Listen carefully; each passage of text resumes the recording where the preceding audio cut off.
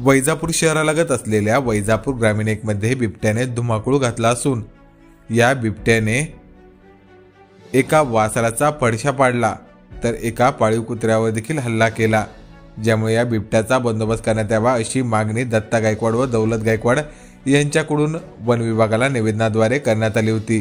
दरम्यान या बिबट्याने शहरातील काही भागात शिरकाव केल्याची चर्चा सुरू होती, मात्र याबाबत अधिकृत माहिती मिळू शकलेली नाहीये। पण वैजापूर ग्रामीण 1 परिसरात बिबट्याने 2 प्राण्यांची शिकार केली असून बिबट्याच्या पायाचे ठसे देखील या परिसरात अनेक भागात आढळले आहेत।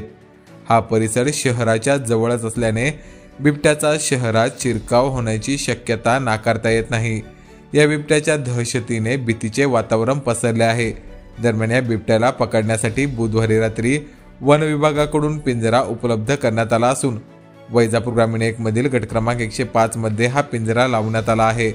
सर्व ग्रामस्थांनी सतर्क राहावे असे आवाहन वैजापूर ग्रामीण 1 च्या ग्रामपंचायतकडून करण्यात आले आहे। मौजे वैजापूर ग्रामीण 1 ताराचंद भाऊ राजपूत यांच्या तिथे सकाळी काल 5:30 वाजता बिबट्या आढळला होता। वन विभागाचे भिसे मॅडम यांना दत्ताभाऊ गायकवाड व मी स्वतः काल निवेदन दिलं। त्यांनी निवेदनाची तात्काळ दखल घेऊन आज लगेच आपल्या वैजापूर ग्रामीण 1 फुलवाडीला पिंजरा दिलेला आहे। त्यांचे वैजापूर ग्रामीण 1 सर्व फुलवाडीच्या ग्रामस्थांच्या वतीने त्यांचे आभार मानतो आणि त्यांचे धन्यवाद मानतो। आणि आता उद्यापासून सर्व ग्रामस्थांना अशी विनंती करण्यात येते की जिथे जिथे बिबट्या आढळन तिथे आपल्याला हा पिंजरा न्यायचा आहे। त्याची माहिती संबंधित अधिकाऱ्याला किंवा मग इथं वैजापूर ग्रामीण 1 च्या ग्रामपंचायतला द्यायची आहे।